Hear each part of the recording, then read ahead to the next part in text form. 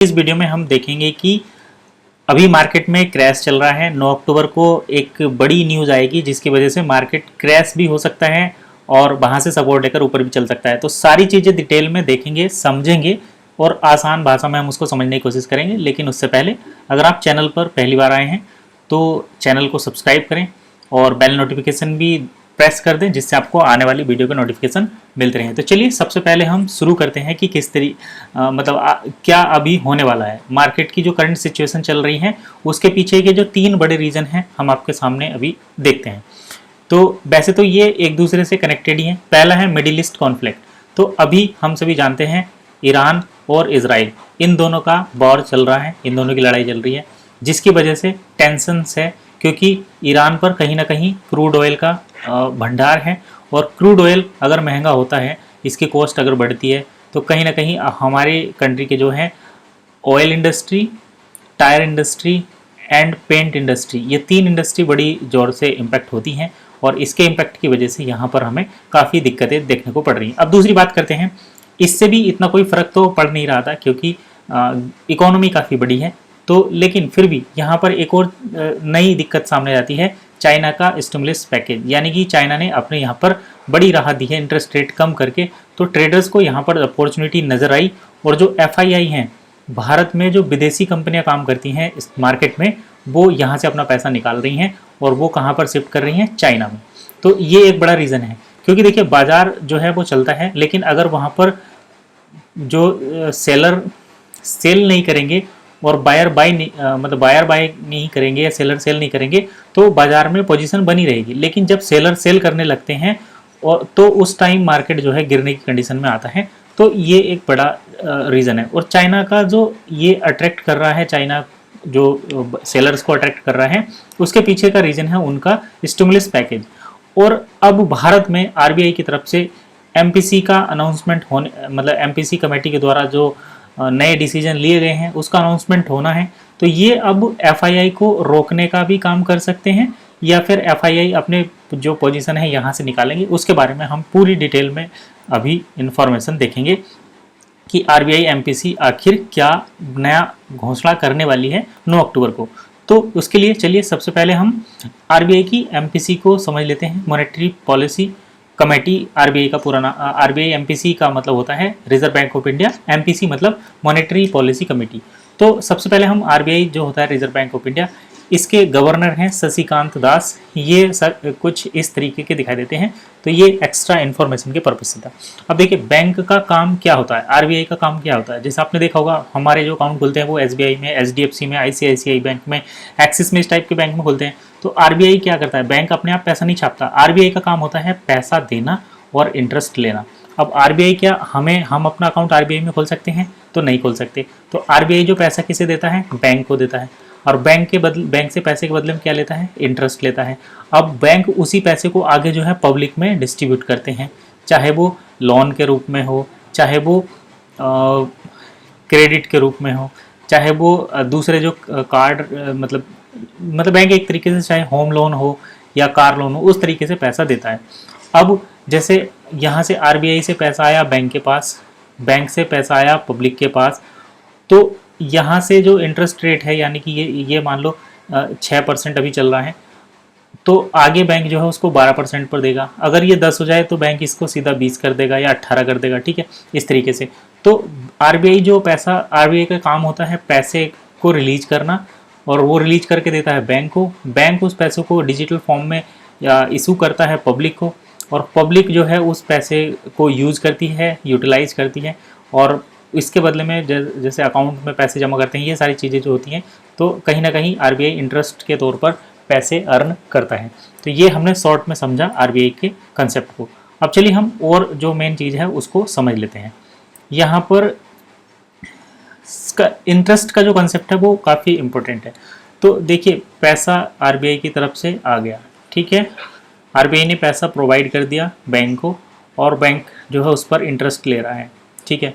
अब ये इंटरेस्ट अगर बढ़ेगा, इंक्रीज़ होगा, तो यहाँ पर भी इंक्रीज़ होगा। ये कुल मिलाकर ऐसा ही है और ये इसी तरीके से सिस्टम काम करता है। और इस सिस्टम को और ज़्यादा डिटेल में समझने के लिए मैं एक और एग्जाम्पल देता हूँ। जो इसके कंसेप्ट को पूरा बदल देगा। तो इंटरेस्ट रेट कितना लेना है, जैसे यहाँ पर हम देख रहे थे कि पैसा आरबीआई रिलीज करता है और पब्लिक को देता है, उसके बदले में यहाँ पर इंटरेस्ट लेता है और उससे अर्निंग करता है, ठीक है। लेकिन कितना इंटरेस्ट बैंक से लिया जाएगा और बैंक आगे कितना इंटरेस्ट पब्लिक को देगी, ये सारी जो चीज़ें डिसाइड होती हैं वो एमपीसी के थ्रू होती हैं, एमपीसी मॉनेटरी पॉलिसी कमेटी। तो इसके बारे में अब हम डिटेल में देख लेते हैं। तो चलिए सबसे पहले हम बात जो करते हैं एमपीसी।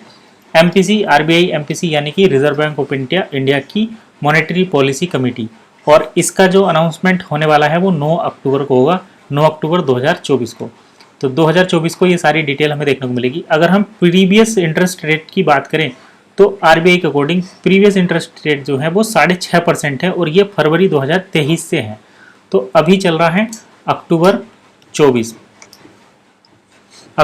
2024 चल रहा है और प्रीवियस जो इंटरेस्ट रेट हैं वो फरवरी 2023 के हैं। तो ये अभी तक चेंज नहीं हुए। तो अब यहाँ पर देखिए कुछ एक और कंसेप्ट जो है वो क्लियर हो रहा होगा कि यहाँ पर 9 अक्टूबर 2024 को नए रेट आने वाले हैं, फरवरी 2023 से पुराने रेट चल रहे हैं। तो यहाँ पर ये जो एफआईआई भारत से निकल कर जा रहे हैं उसके पीछे का कारण ये है कि यहाँ पर चाइना में इन लोगों को कुछ सस्ते इंटरेस्ट रेट पर चीज़ें देखने को मिल रही हैं, इसीलिए यहाँ पर ये जा रहे हैं। अगर यहाँ पर आरबीआई अपनी मॉनेटरी पॉलिसी इनके जो इंटरेस्ट रेट है वो 6.5% है, अगर ये इसको घटाकर कम कर देते हैं, जैसे 6% करते हैं या 5.5% करते हैं, ये परसेंटेज अलग रहती है, मैं यहाँ पर जस्ट फॉर एग्जांपल बता रहा हूँ। तो ये अगर कम होता है तो जो एफआईआई यहाँ से अपना फंड एग्जिट कर रहे हैं वो उस पर कहीं ना कहीं लगाम लगाएंगे, रोक लगाएंगे। तो इससे क्या होगा, मार्केट में थोड़ी सी स्टेबिलिटी आएगी तो वो फर्दर क्रैश नहीं होगा, और फर्दर क्रैश नहीं होगा तो जो बायर्स हैं, जो इन्वेस्टर्स हैं, उनका फंड सेफ रहेगा। अब चलिए और भी जो यहाँ पर इम्पोर्टेंट चीज़ें हैं उनको देख लेते हैं। अगर इंटरेस्ट रेट कम होगा, इसके बारे में तो हम जान ही चुके हैं, 6.5% है। इससे अगर कम होता है तो एफआईआई एंट्री करेंगे, यानी कि यहीं पर रुकेंगे। और अगर ये इंटरेस्ट रेट 6.5% से बढ़ जाता है, 6.67, 6.8 या 7% भी अगर चला जाता है तो एफआईआई जो है आउट हो जाएंगे और यहाँ पर नहीं रहेंगे। तो जब एफआईआई आउट करेंगे अपनी पोजीशन तो इससे क्या होगा, देखिए ये नहीं कि बस एफआईआई रुक गए और काम चल गया, ऐसा नहीं। यहाँ पर एक और बड़ा बदलाव होने वाला है, वो होगा इन्फ्लेशन यानी कि महंगाई।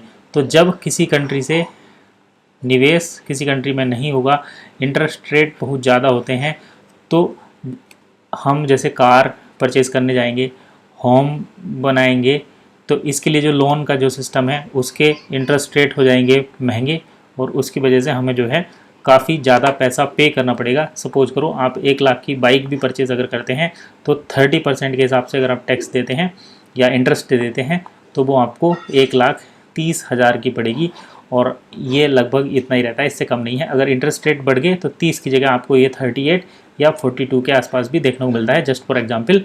तो आपको समझिए एक कार को इंटरेस्ट पर परचेज करने के लिए जो 1,30,000 रुपये देने पड़ रहे थे, दैट यू हैव टू पे अब 1,40,000 और उससे ज़्यादा। तो इस तरीके से इंटरेस्ट रेट बढ़ने पर यह दिक्कत होने वाली है, इन्फ्लेशन होगा। तो ये डिटेल्ड में हमने सारी चीज़ें समझी। अब 9 अक्टूबर को देखिए मार्केट किस तरीके से बिहेव करता है। हमें जैसा जो एक्सपर्ट बोल रहे हैं तो उम्मीद ये है कि रेपो रेट या फिर हम कह सकते हैं इंटरेस्ट रेट जो है, इंटरेस्ट रेट वो कम होने की चांसेस हैं। तो अगर इंटरेस्ट रेट कम होंगे, यानी कि इंटरेस्ट रेट अगर कम होंगे तो यहाँ पर हमें क्या देखने को मिलेगा, मार्केट में थोड़ा सा बुल रन हम देख सकते हैं और ये मार्केट धीरे धीरे स्टेबल होकर ऊपर की साइड चला जाएगा। अगर ऐसा नहीं होता है, इंटरेस्ट रेट इंक्रीज़ होते हैं या फिर अनचेंज भी रहते हैं, तो मार्केट पर इसका कोई खास इम्पैक्ट नहीं पड़ेगा। हो सकता है मार्केट डाउन रहे या फिर साइडवेज होकर नीचे चला जाए। तो ये जो है शॉर्ट इन्फॉर्मेशन थी। इन्फॉर्मेशन कैसी लगी कमेंट करके ज़रूर बताइए। पहली बार आए हैं तो वही सब्सक्राइब चैनल को कर लीजिए, वीडियो को लाइक और कमेंट भी करिए, कोई डाउट हो तो। मिलते हैं नई इन्फॉर्मेशन के साथ नई वीडियो में, तब तक के लिए कीप वॉचिंग एसेट गाइड।